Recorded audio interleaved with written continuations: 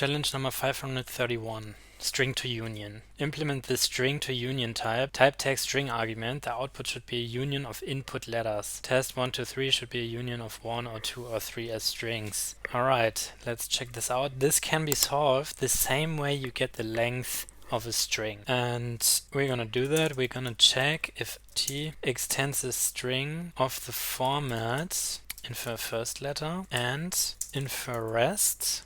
If that's the case, we're gonna call this again with the rest, and for that we're gonna introduce an array type. We're gonna call it this as extends string array and equals empty array. And the second parameter here is everything that's already in S plus the first letter. If that's not the case, we return not the length of S but as number, which returns basically any possible value of S as a union. So basically what we're doing is we're splitting the string into an array and then checking, okay, which are the possible values in the array. And yeah, that works, but there's another solution which is a little bit more concise and doesn't need a second parameter, so I'm gonna introduce it here also. The beginning is the same. We're gonna check t extends infer first, infer rest, but then we're gonna return first union with the rest, like with calling this function recursively again on the rest, and the second case should be never. This, as you can see, also passes all tests, is a bit more concise and creates the union immediately without going the detour on the array, so I think it's a bit nicer. Let me know what you think, where you had problems, if you need more explanation. If this video was helpful to you,